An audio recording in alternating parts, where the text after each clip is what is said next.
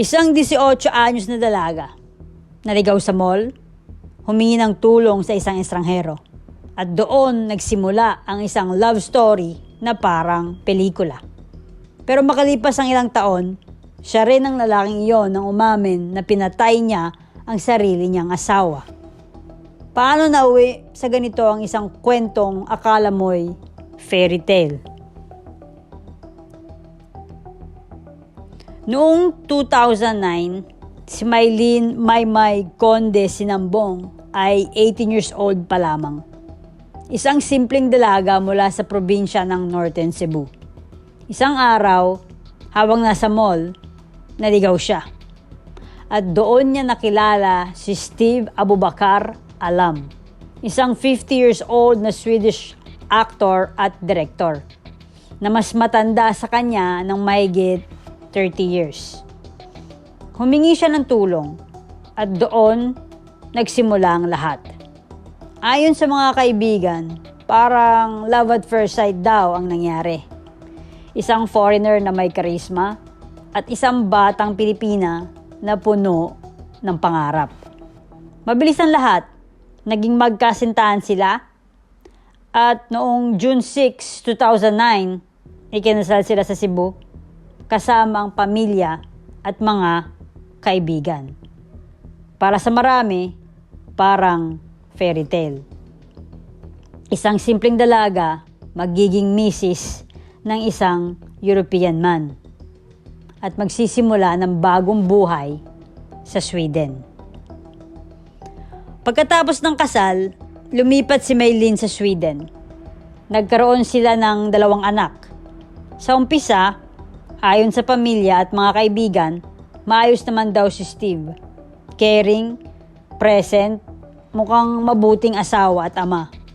Pero habang tumatagal, may mga bagay na nagbago. Madalas na silang mag-away, magsigawan, at madalas may tensyon. Hindi pa raw ito pisikal sa simula, pero puro pagtatalo lang. May isang kaibigan na nakapansin ng mga pasa sa braso ni Mylene. Inisip muna nila na baka dahil sa health condition niya. Hindi pa nila alam, may mas malalim na nangyayari. Noong 2011, may naiulat na insidente ng domestic violence laban kay Steve. Hindi lang laban kay Mylene, kundi pati sa kanilang anak. Umabot ito sa Swedish police. Ibig sabihin, may punto sa kanilang pagsasama na naging seryoso na ang sitwasyon. At lumabas na ang pagkabayolente ni Steve. Pero kahit ganon, hindi masyadong nagsasalita si Mylene sa pamilya niya sa Pilipinas. Kapag tinatanong siya kung okay lang ba siya, ang sagot niya lagi, okay lang ako, ma.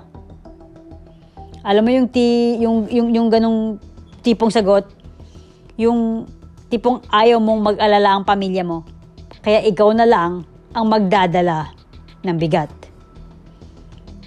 Noong September 2018, na-confine si Mylene sa ospital dahil sa lupus. Mahina ang katawan niya.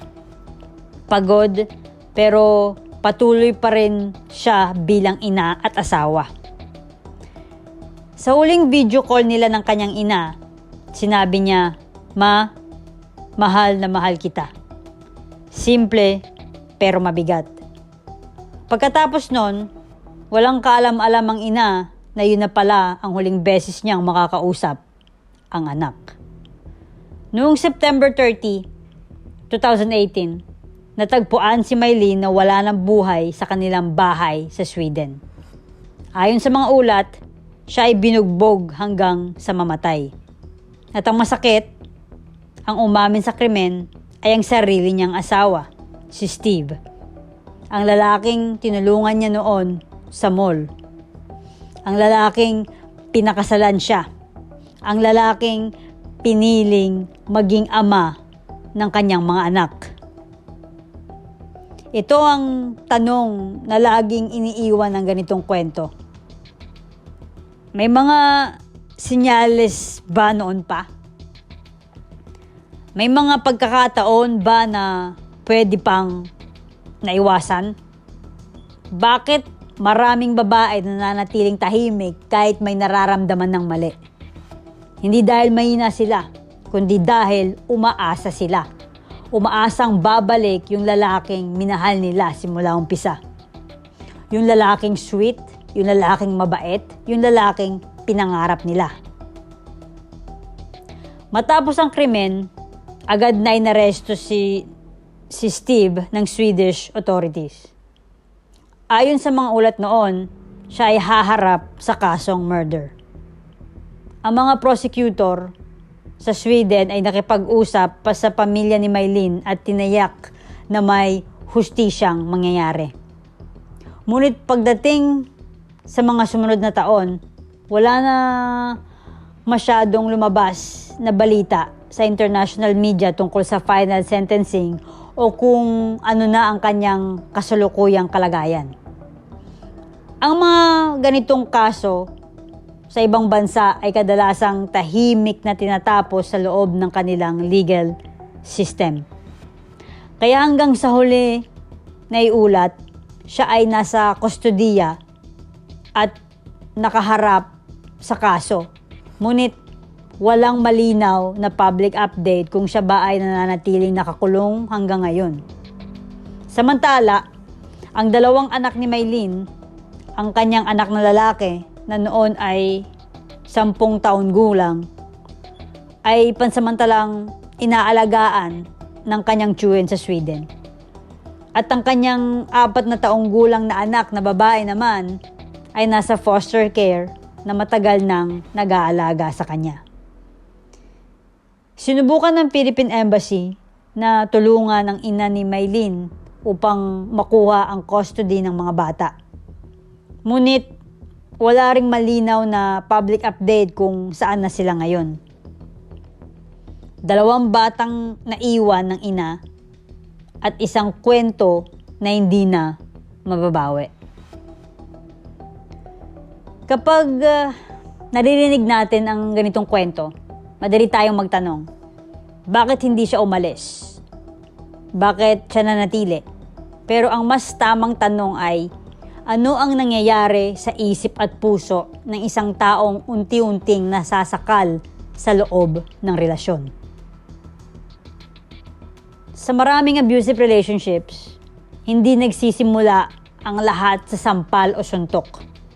Nagsisimula ito sa kontrol, sa selos na tinatawag na pagmamahal, sa pagtaas ng boses na dinadaan sa pagod lang ako. Unti-unti, dahan-dahan hanggang sa masanay ka. May tinatawag sa psychology na cycle of abuse. Yung may tensyon, may pasabog, tapos may pagsisisi.